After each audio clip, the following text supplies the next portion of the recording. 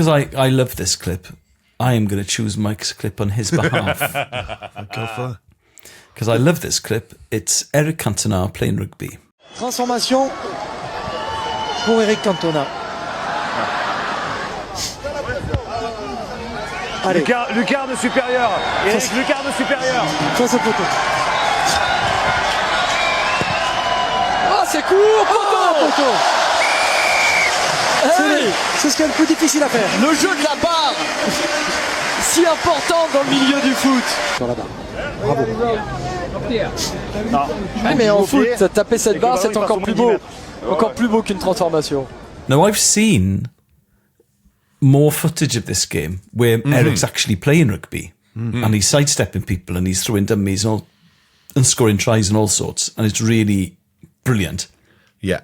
And I don't know if in his youth he played rugby at all, if he grew up in a sort of in the south of France where it's, you know, a rugby playing region. I'm not sure. Because I was near Bordeaux over the summer, and it was really nice going into restaurants and cafes where they've got the scarves of the rugby team as well as the football team. They love it around there, which I hadn't actually fully appreciated until I spent some time in the area. So maybe he did play rugby as a teenager, or maybe he's just really sporty and he picked it up and he enjoyed watching it as a teenager. But this, first time, bang. hits, you know, he's laid down the challenge. Can he hit the crossbar from here? I love the way he shoos the other players out of the way. He's like, yeah. He takes like a 3-step run up, wallet, bang. Lovely stuff. But thinking as a footballer, why wouldn't he be good at rugby? You know, he had a good engine.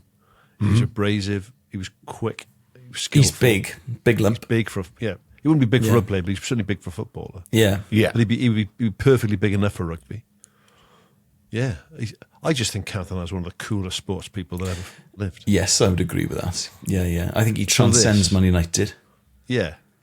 If I had to pick somebody who would step up and a non-rugby player who would just slot a crossbar challenge from the 22, it would be Eric Cantona. And it was. And I think French rugby, this is why it looks like we're getting rid of that 25 cap rule in Wales. They've bent it a couple of times, in which case it's not really a rule anymore. It's a real driver for European rugby because they love the TV money in France makes it a viable professional prospect. I mean, and then like one feeds the other because you look at the crowds they get in the French First Division. They get massive crowds because it's on TV and people want to watch it and kids are engaged with it and families are engaged with it. We watch online. Ben loves it. He just bought the shirt actually of a French Second Division side. Okay, because that Second Division of rugby is good rugby. Like the French Second Division is a really high standard. Is it? Yeah, proper rugby. Well, you get boys come from here. Didn't George North go to the Second Division? I was going to say, I think George might be playing in the Second Division. I think George has gone over there now. Yeah, but it's high quality rugby, and they seem to love it, especially in the south of France. I really love. God, if I was like 18, 19 again, and someone offered me the chance to go to the south of France to play rugby, I'd bite their hand off. Imagine what a life. George plays for Provence in Division 2, yeah. There we go, yeah. And that won't be that won't be an easy level to play at. It'll be hard. Oh, not at all. Well, like Brive are in that division. There's plenty of teams. Béziers, Dax, Oyonnax, really good teams. Yeah. Who are within it. So, yeah, there's plenty there that would be They're an decent. example of what rugby can be like. So what are they doing this different then, John, Mike? I think the TV deal's a big deal. I think that there are high rollers involved in French rugby, like there are in the English rugby. But I don't know what makes them better. I don't know if they're better connected. Because it's not the whole country. It's what? Sorry, it's quite regional, isn't it? Rugby in France, it's like sort of mostly southwest in the south, and south. Also, but also France is a massive football country. But they also love handball and they love winter sports and they love cycling and they love athletics and they. Rugby's probably way down the pecking order on sports, but it's done in such a way that people want to watch it. Have you ever been to the Paris game, the France away? Yeah, I haven't. What's been. that like? It's great, with the exception of the fact that the stadium's quite a long way out of town, so it Yeah. And a lot of the Wales games were on Friday nights back in like the time I was going out there. So you lose a little bit of the vibe then if you've got to travel all because it's quite hard to get back. Sort of when you're out in Saint-Denis, it's quite a pain in the arse to get back, especially with a late kickoff. But the area sort of round by the Gare du Nord kind of becomes like this Welsh zone. Yes, yeah. And it's amazing fun. A lot of fun, I would say, around there. Man. Yeah, I went to watch Wales play football at the Stade de France in a friendly in 2017, and that's what happened. Everyone was by the Gare du Nord, and you know, it was a good one. But it is miles out. I've also been to the Parc de France. Yes. Yeah. Which, from what I remember, is closer to town. But before that was a Stade Colombes back in the day. Stade Colombes back before that in the 70s, it would be Stade Colombes. Yeah. Yeah. But I think, the football thing is interesting with France as well, because you talk about like good television coverage and a good deal for the rugby. The league stuff in France, they really struggle with TV contracts because and not a particularly strong league either. Well, that's the thing, isn't it? It is a couple of teams. Yeah, and the best French players go elsewhere elsewhere in the main. Exactly. PSG and Lyon and Marseille. Marseille, and then sort of beyond that, it's a bit of a mixer for. I mean, Nice have obviously got a lot of money in them with the Ineos lot, but there isn't that big TV money that there is available then to the rugby, and that's part of it as well. I think. Yeah, that'd be a big event then, wouldn't it? Yeah, and also, the way that, but I don't think. I don't know what it is with rugby and football. There's a sort of snobbery in English rugby, especially, and that's not. I'm not slagging English rugby. I know there's plenty of normal rugby clubs, but what I mean is by that, there's quite a sort of anti-football sentiment. Yeah, with a lot of rugby players. Oh, definitely. I think that's true of Welsh rugby as well. I think it's less true now since Wales have had a really good football team. Yeah, but definitely when I grew up, that was definitely the case. Right? Yeah, 100%. And I don't know whether that exists. Maybe that doesn't exist in France in the same way. Maybe you can go and see a football game and go and see a rugby game, and they're not mutually exclusive. But you were definitely either rugby or football when I grew up. Yeah, you were in both. Yeah, Yeah, it was a rarity, definitely. Yeah, and the players, I suppose because rugby was amateur and football, they never tended to. Like I loved seeing that clip of Barry John and George Best, because you didn't really see a lot of that. Maybe on Superstars and that you would see it, but yeah. But that was when I joined the BBC Wales Sports Department. That was the first thing. Rob Phillips was the football correspondent in those days. The first thing he asked me was, "You football or rugby?"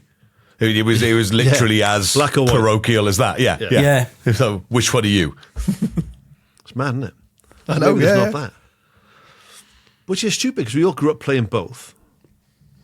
Although we didn't have, weirdly, this is how odd it was when I was in school. I went to a big boys' school. I'm not going to mention the size of it because people take the piss. But it was big. Yeah, loads of boys. We never had a football game while I was there. Not an organised football game. But every single break time and every lunchtime, we always just played football. No one played rugby. Yeah. And we all played football for clubs on the weekend. But in school, it was just rugby. That was it. If you could move any footballer into rugby now, then who would you do? Oh, God.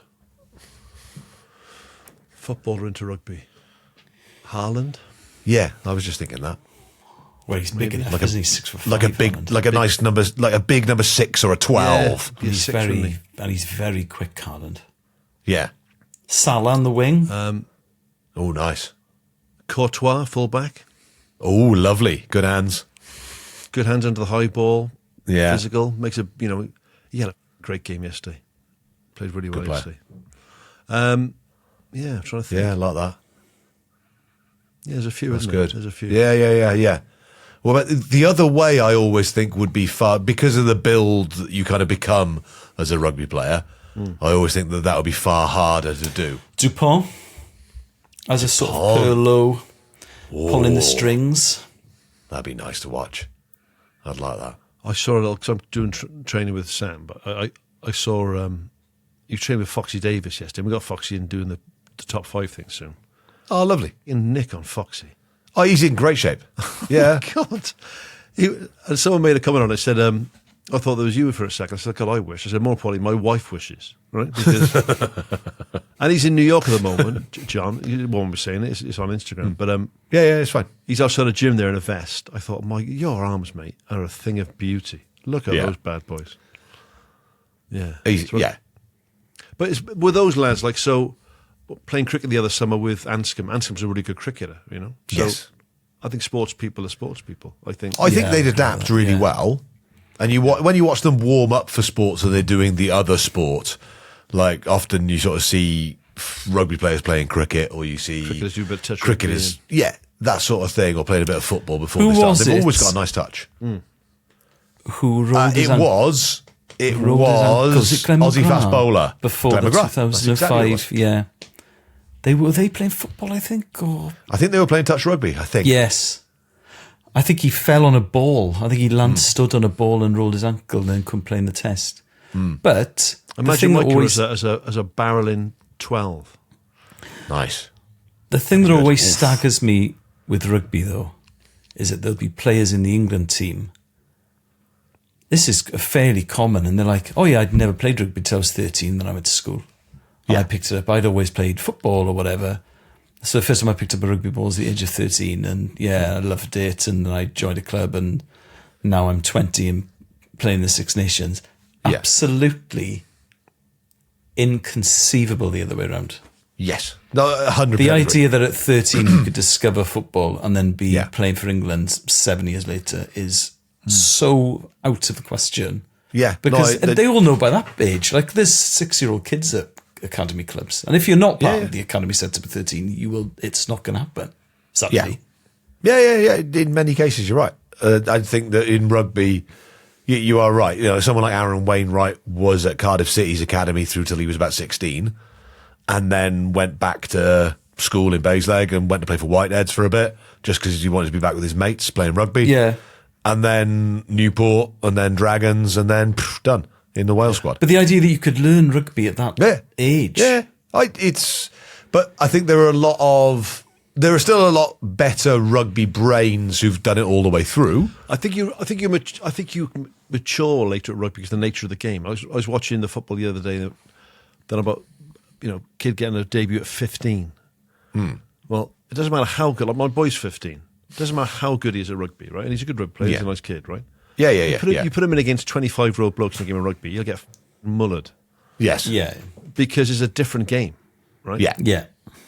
The first time that they hit him in a ruck, he'll be airborne. Not because he's weak, he's strong, but he's 15, and you don't. Yeah, of course. I think in rugby, I wouldn't want my 15-year-old son playing rugby against men. Oh, imagine that! 15. I'm playing against the All Blacks on Saturday, Dad. What, the senior team? You're not. Yeah? No, I'm so proud of you. I love it. This is great. It's just a different sport, isn't it? So that's why with schools rugby, I say to kids, don't worry too much about selections and things. Oh, because Christ, no. Wait till you're an adult. Wait till you've matured. Look at Jack Morgan, our best player. Completely sort of missed out on a lot of the junior stuff and the age group stuff, and didn't get sort of into the national setup at 18 when I played club rugby. Yeah. Matured. He's probably now our best player. He's a British Lion. Yeah. Right. Well, you peak when you peak. Yeah. And, for some kids, that is under 13s. And that's great because you had a great season, or you scored 1 million tries, or, whatever it is, you dominated. That's cool. Yeah. And for other kids, it's getting into the under 16 squads. And for others, you reach 20 and all of a sudden it clicks. Yeah. Yeah. That's great. I don't mind that. But Cantona, and then he went to acting, and he was cool as an actor. Just a cool bloke. He's one of those blokes we talk about, like going for a pint with Bobby Robson would be a joy, right? Back in the day, he just seems like a nice bloke. Yeah. Imagine going out for like a pastis in Paris with Cantona. It would just be one of the best afternoons of your life, wouldn't it? Yeah. It would be very cool. Yeah. He did Liam Gallagher's video and got paid in wine. Yes, please. That is such a Bubbins sentence. Oh, man. What can you pay me? Just give me some wine. Some nice wine. Be fine. Just some nice wine. It'd be lovely. Thank you. Perfect.